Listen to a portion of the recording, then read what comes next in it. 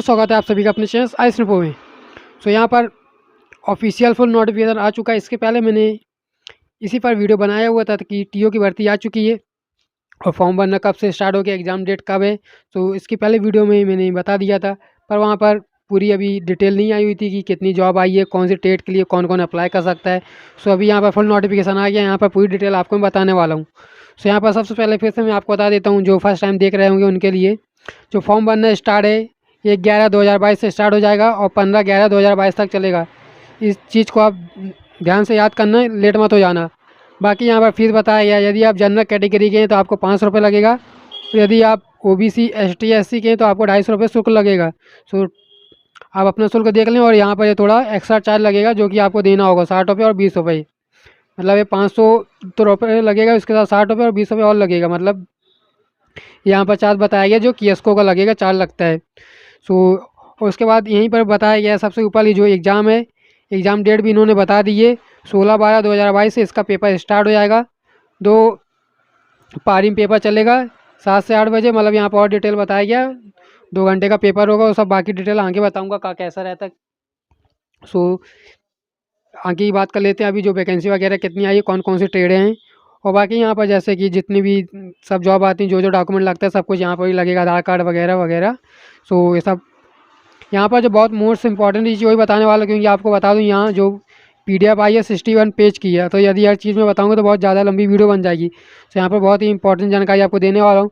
बाकी यदि आप ये PDF चाहते हैं तो टेलीग्राम चैनल की लिंक आपको डिस्क्रिप्शन बॉक्स में मिल जाएगी, वहाँ पर जाकर के इसे डाउनलोड करके आप पढ़ सकते हैं।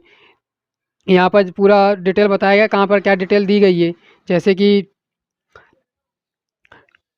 बुक वगैरह में आगे पूरा पेज दिया रहता है कहाँ पर क्या जानकारी दी गई है। बाकी यहाँ पर मैं बहुत इंपॉर्टेंट चीज़ है वो मैं आपको बताने वाला हूँ। बाकी बिना काम की चीज़ें मैं आपको नहीं बताऊँगा। यहाँ पर सिंपल एक किसको कितना % कोटा रहेगा वो बताया गया। तो चलिए यहाँ बात कर लेते हैं। यहाँ पर भी एक इम्पॉर्टेंट चीज़ है। यहाँ पर ये बताया गया कि जो BE किए होंगे और डिप्लोमा किए होंगे, जितनी भी वैकेंसी आई है सभी वैकेंसी 50% उनका रिजर्वेशन रहेगा, और जितनी 50% बचेगी वो ITI वाले लोग के लिए रहेगा। और बाकी यहाँ पर कितने % किसको रिजर्वेशन मिलता है वो बताया गया है।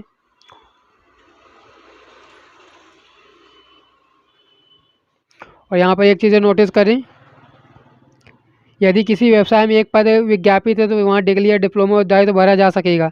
मतलब कि किसी में एक ही भर्ती आई है तो वहाँ पर BE वालों के लिए प्रेफरेंस दिया जाएगा, उसके बाद ही ITI वालों को दिया जाएगा। मतलब कि जो BTech किए उनके लिए ज़्यादा बेनिफिट दिया गया इस चीज़ में। और 20% जितनी वैकेंसी आई है 20% रिजर्वेशन जो संविदा में अभी जो भी ITI में पढ़ा रहे हैं उनके लिए है।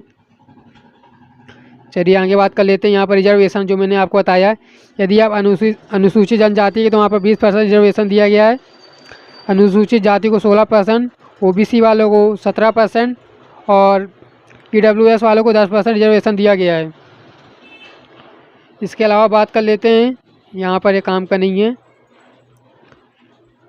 कौन कौन सी ट्रेड है सब कुछ मैं बताऊँगा। तो वीडियो थोड़ी लंबी बने क्योंकि 61 पेज की, इसलिए आप आराम से वीडियो देखें, जल्दीबाजी में ना रहें कि लंबी वीडियो बना रहे हैं, आराम से बोल रहा हूँ तो ये सोच के स्किप मत कर देना या रिमूव मत हो जाना।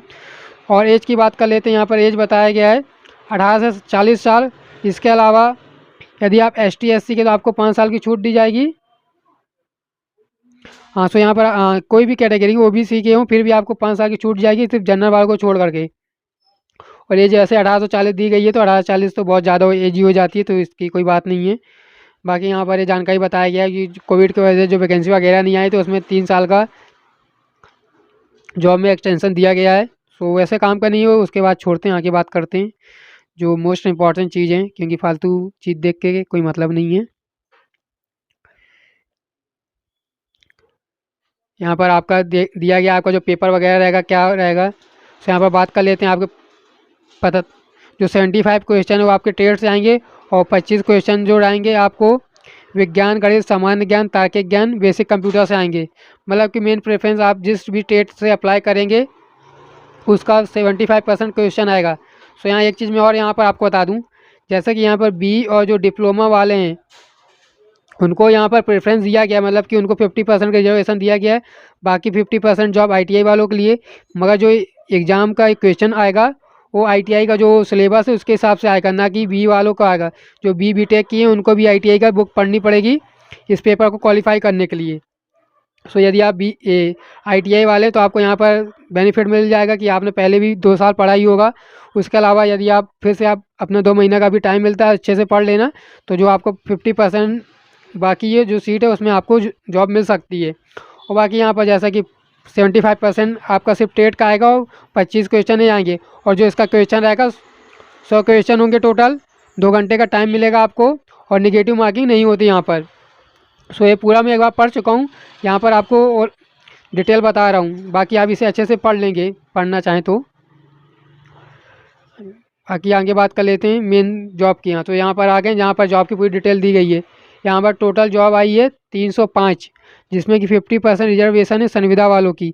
और सीधी भर्ती आई है 244, जिसमें कि EWS की 22 है, आजा मतलब कि अनुसूचित जनजाति की 38, अनुसूचित जनजाति की और मतलब SC जो ST होता है उनकी 48, 38 और OBC की 67 है और जनरल की 69 है। और यहाँ कौन कौन सी ट्रेडें हैं जो कि सीधी भर्ती हैं, मतलब कि जो 244 दिखाया गया है उनका पूरा डिटेल यहाँ पर बताया गया कौन कौन सी ट्रेड हैं। इसका आप स्क्रीनशॉट ले लें, यहाँ पर बहुत इंपॉर्टेंट चीज़ दी गई है। तो सबसे पहले है जो इलेक्ट्रॉनिक मैकेनिक है, उसके बाद डीजल मैकेनिक, उसके बाद RAC जो कि रेफ्रिजरेटर वाला होता है, उसके बाद ड्रेसमैन मैकेनिकल, ड्रेसमैन सिविल, इलेक्ट्रीशियन। और सबकी यहाँ पर टोटल वैकेंसी दी गई है, सॉरी यहाँ पर टोटल वैकेंसी दी गई है। और ये जनरल वालों की है, EWS की, अनुसूचित जनजाति, ये दो में थोड़ा कन्फ्यूजन हो जाता है, ST SC की है, इसके बाद छोड़ें, पिछड़ा वर्ग की है। सो आप ये देख लेना टोटल वैकेंसी दी गई है। इसके अलावा यहाँ पर बात कर लेते हैं स्टोनों की। और यहाँ पर जो गणित पढ़ाते हैं उनकी गणित ड्राइंग की आई है, फिटा की 7 वैकेंसी है और कोपा की 14 वैकेंसी है। तो सबसे ज़्यादा वैकेंसी इलेक्ट्रीशियन की 48 और कोपा की 48 है। और किसके लिए कौन कौन लोग भर सकते हैं सारी डिटेल नीचे दी गई है, आप उसको अच्छे से पढ़ लेना। बाकी यहाँ पर मैं इंपॉर्टेंट चीज़ बता देता हूँ। और ये जो डिटेल है 20% जो संविदा वाले हैं उनके लिए, तो इसके बारे में जानकारी नहीं दे रहा हूँ क्योंकि ऑलरेडी वो पढ़ाते रहते हैं, उनको इनके बारे में जानकारी होगी। आगे बात कर लेते हैं यहाँ पर इंपॉर्टेंट चीज़ क्या क्या है। और हाँ, तो यहाँ पर जैसे कि सबसे पहले वैकेंसी है इलेक्ट्रॉनिक्स मैकेनिक, कुल 20 पद है। और यहाँ पर उसकी पूरा अच्छे से डिटेल बताया गया, आप यहाँ पर देख लेंगे और क्या क्या उसके लिए क्वालिफिकेशन रहेगा। और यहाँ पर आपको वेतन दिया है, मतलब कि आपको कितनी पेमेंट मिलेगी, 38,800 से लेकर के 1,03,600 रुपये तक है। मतलब कि 38 बोल रहा हूँ, 32 दिया तो मतलब 40 अप्रॉक्स मान लो पेमेंट 42 तक मिलेगी। उसके अलावा यहाँ पर क्वालिफिकेशन दिया गया है, तो यहाँ पर जैसे लिखा हाई स्कूल अथवा समकक्ष अथवा पुराने पाठ्यक्रम से 11वीं परीक्षा उत्तीर्ण के साथ संबंधित ट्रेड से NCVT SCVT ITI होना चाहिए। उसके अलावा यहाँ पर दूसरा क्वालिफिकेशन दिया गया है कि आपका ये होना चाहिए या होना चाहिए, मतलब इनमें से कोई भी चीज़ रहेगा तो आप इसके लिए अप्लाई कर सकते हैं। अभी इसकी पूरी डिटेल मैं बताऊंगा तो बहुत लंबी वीडियो बन जाएगी, इसलिए जो इतनी भी जो वैकेंसी आई है सबका मैं अलग अलग वीडियो बना दूंगा। यदि आप चाहते हैं आप कमेंट कर देना, आप कौन सी जो टेट की वैकेंसी आई है किसके बारे में डिटेल आप अच्छे से चाहते हैं कमेंट कर देना, उसके बारे में डिटेल से जानकारी दे दूंगा। और यहाँ पर एक चीज़ और मैं बता दूँ, कुछ लोग को डाउट होता है कि 11वीं क्लास होना चाहिए, तो यहाँ 11वीं क्लास नहीं बताया गया है। यदि आपने 10th क्लास पढ़ा है और ITI किया तो आप इसके लिए अप्लाई कर सकते हैं यदि आपकी टेट की वैकेंसी आई हुई तो। और यदि आपने BE BTech किया तो आप अप्लाई कर ही सकते हैं। यहाँ पर आप देख लेंगे कहाँ पर किस टेट के लिए आपको दिया गया है यहाँ पर, तो आप अप्लाई कर पाएंगे। इसके अलावा यहाँ पर फिर से उसी बारे में डीजल मैकेनिक के बारे में दिया गया है, कौन कौन डीजल मैकेनिक के अप्लाई कर सकता है और यहाँ पर उसकी पेमेंट दी गई है। इसी प्रकार पूरे 61 पेज में इसी के बारे में पूरा डिटेल दिया गया है। तो जो सबसे ज़्यादा वैकेंसी आई उसके बारे में बता देता हूँ कोपा की, क्योंकि कोपा ऐसा है जिसमें कि BSc वाले भी अप्लाई कर सकते हैं, MCA वाले भी अप्लाई कर सकते हैं। तो कोपा की जानकारी मैं आपको दे देता हूँ। बाकी यदि किसी अदर के आप चाहते हैं डिटेल से तो आप कमेंट कर देना, मैं आपको बता दूँगा। सो यहाँ पर बात कर लेते हैं 7 नंबर पर कोपा की वैकेंसी है प्रशिक्षण अधिकारी कंप्यूटर ऑपरेटर प्रोग्राम, जिसकी 48 वैकेंसी आई हुई है। यहाँ पर कौन सी कैटेगरी की कितनी वैकेंसी बताया गया है। इनकी पेमेंट बताया गया है, कितना पेमेंट आएगा। और यहाँ पर आपको क्वालिफ़िकेशन बताया गया है। कोपा वाले के बारे में बता देता हूँ क्या क्या क्वालिफ़िकेशन चाहिए। तो सिंपल फास्ट तो आपका ITI और 10th क्लास पास आउट और आपने कोपा से ITI किया तो आप इसके लिए एलिजिबल हैं।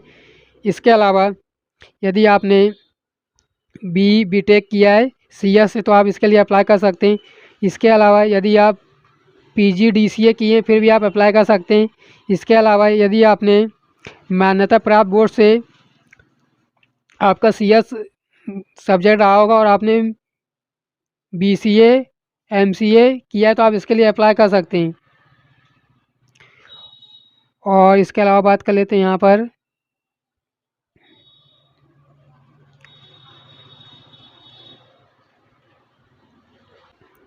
और यहाँ पर यदि आपने पॉलिटेक्निक किया है CS ब्रांच से तो आप इसके लिए अप्लाई कर सकते हैं।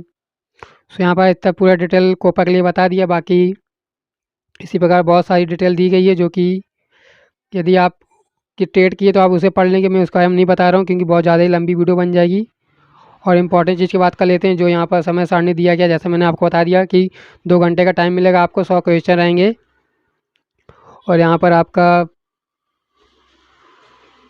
पूरा डिटेल दिया गया है कैसे क्या रहेगा, उतना काम का नहीं है। आप आगे देख लें यहाँ कैसे आपको फॉर्म भरना है इसका बारे में बताया गया है स्टेप बाय स्टेप। बाकी जब फॉर्म भरने एक साथ से स्टार्ट हो जाएगा तो उसके ऊपर भी वीडियो में पब्लिश कर दूँगा।